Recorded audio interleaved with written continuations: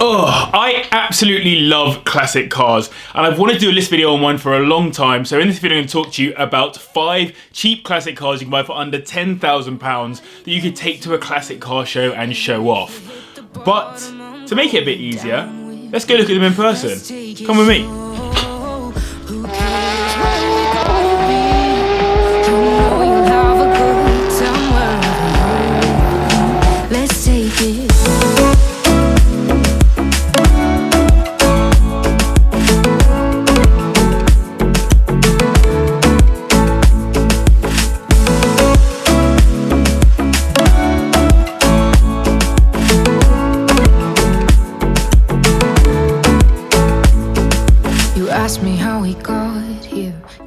So we have just arrived at the London Classic Car Show, which is where I'm going to be doing today's top 5 video from. I can see some of the cars I'm going to talk about later already, but I've just heard the most ridiculous thing from this man here. If you don't follow him already, he's called Aldas. This is F1 videos, and because he does F1 videos, he knows absolutely nothing about cars. And he has just like said, JB. He has just said that the Ferrari F50, which you might just about be able to see over there in the distance, it is not a nice car. It is not. Are you joking me, mate? The F40 is clear. The F50, it just looks like a fat Playboy's car. That is not what we're talking about. I prefer the F40 or the Enzo afterwards. And he thinks it's his favourite, mate. Honestly, yeah, the F50 is not the one. This is going to be a fun video. You're looking all concerned, like we're gonna drown. But we both know how to swim, no worries as we'll fall down. Let's take it slow. Where you go, I go too. And if you hit the bottom, I'm going down with you. Let's take it slow. Who cares where we gotta be? You know you'll have a good time wherever you're with me. Let's take it. And so we have found the first car we want to talk about today, and that is the Austin Cooper. Well, the Austin Mini, actually, more importantly. This is the Cooper S, so slightly more expensive and out of our price range, but you can get Austin Minis now for under £10,000 pretty easily. They started off in around about 1959. There was obviously the Morris Mini, there's the Austin Mini, there's multiple different generations of them, but as a car, the Mini is a quintessential classic car. There is no disputing that it's a classic car, and I mean, look in this area here. We've got 3 more over there and 2 more right here, and there's a bunch also. I think there might be one on sale in the Listen, we might be auction. Shopping today. We might be shopping. We might be going for our 10k cheap classic car.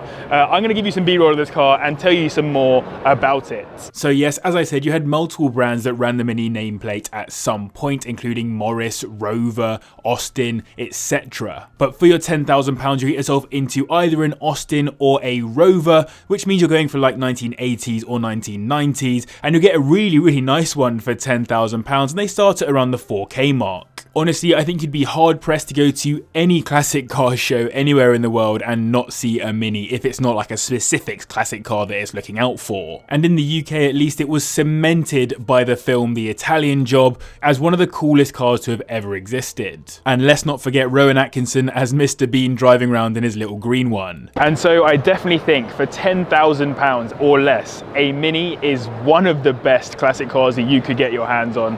And that's why I wanted to talk about it first on this list. So at number 4 on the list, it's not that Ferrari over there, it's not that one there, a bit out of our price range. This one here definitely is out of our price range, as is this one. So actually, at number 4 on this list, it's this one right here. Hidden between all the Ferraris, we have the Toyota MR2. This is in fact the first generation MR2 that came out in 1984 and ran all the way through to 1989. So a pretty short run, but actually a very, very cool car still. The fact that today the MR2 doesn't exist anymore has definitely increased the old prices of this one, and also the fact that the Mark III MR2 was just a kind of a normal everyday car. It wasn't that special, but this today looked incredible sat beneath all of these Ferraris. Toyota actually worked very closely with Lotus during the prototyping of this car, and you can definitely see the similarities between this and Lotuses of the same era. It is honestly my favourite generation of MR2, and not only because it has the pop-up headlights like my MX-5. From 1986 onwards, it had a supercharged engine option as well, which I think is pretty cool for a standard car. And I think just the fact that you can put it here next to all of these Ferraris and call all of them modern classics together tells you all you need to know about the MR2. By the way, these are currently listed anywhere from around £5,000, and you'll get a pretty nice example at the 10k mark with quite high mileage, but it is of course a classic car. And so we're saying goodbye to the MR2 and to all of these lovely Ferraris as well. On to the next one. Johnny!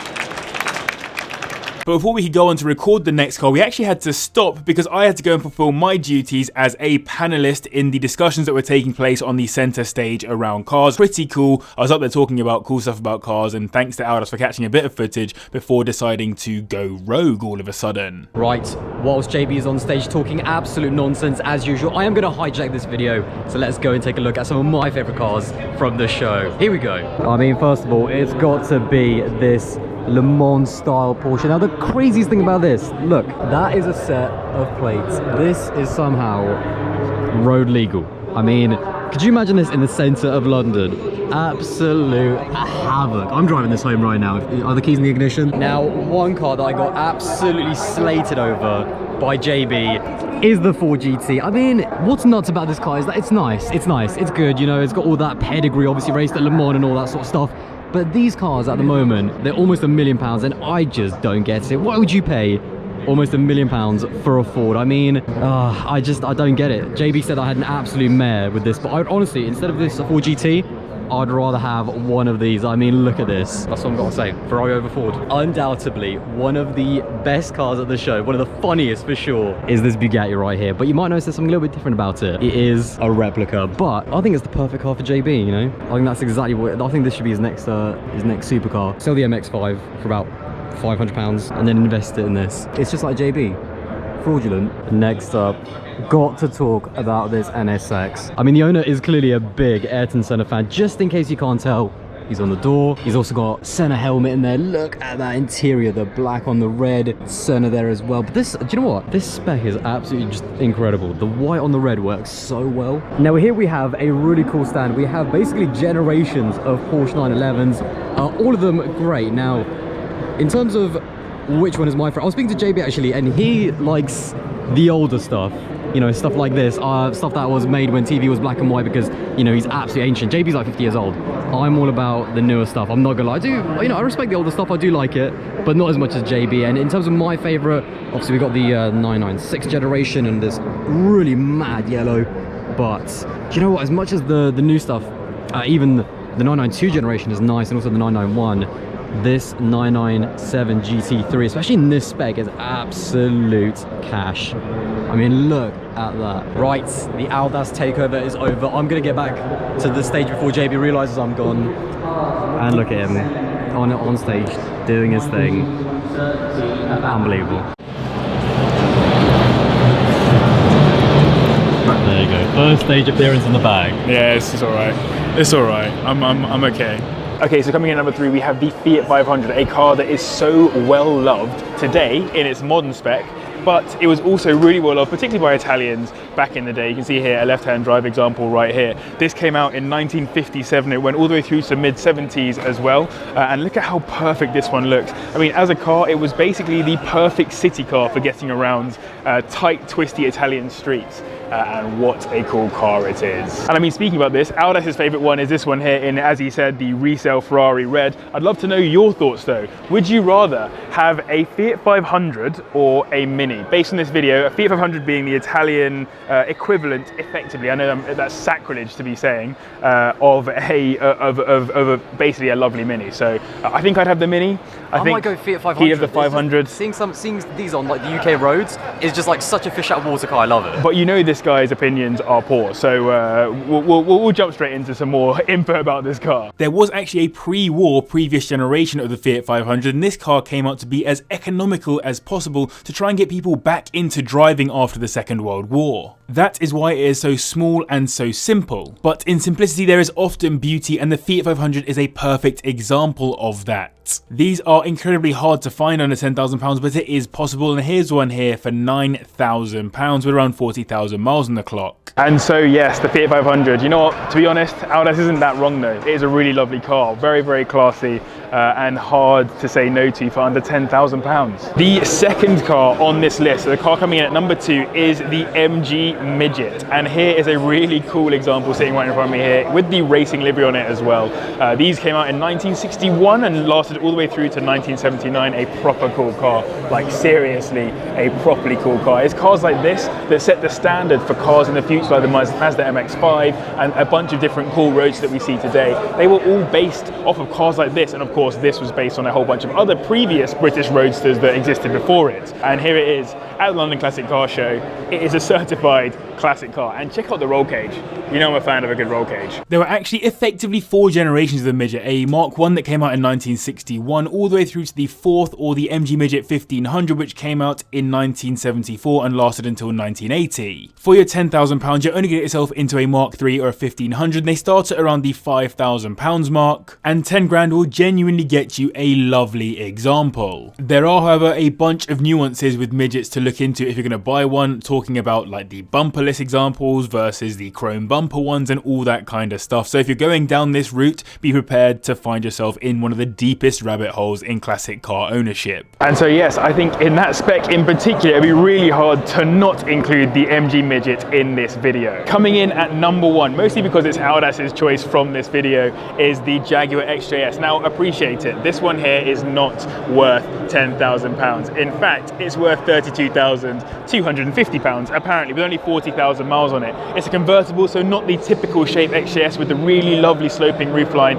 It has the V12 engine in it, and look how beautiful it is. What's so amazing about it, it was built in 1975, went all the way through to 1996, I believe. It had a number of different engine options, including the V12 and inline 6, and I mean, it's one of the best looking, and in my head, underrated cars for the money. These are so easy to get under £10,000 and have been for a very long time. A hugely slept on classic car, and genuinely, I'm a huge fan. But also, clearly, there are some people that don't underrate these, because I think it was Silverstone auctions last year, I might be wrong, please don't quote me if I am wrong, where one sold for ridiculous amounts of money. So in the right spec, with low mileage, these are worth a fortune. It was in fact Jaguar's longest running model, and genuinely is one of the best looking Jaguars post 1970s that I think it still exists today, even versus the cars they've put out since. You can set them apart by the pre-HE generation, the HE generation, and then the Ford generation from 1991 onwards. And if I was going to get one tomorrow, it would have to be a sloping roof coupe example and not the convertible, just simply because that is an iconic shape that I think will do numbers in future. Amazingly, ropey examples start at around the £3,000 mark, and for £10,000 you'll certainly get into a decent one. It might not be perfect, but it will definitely do the job.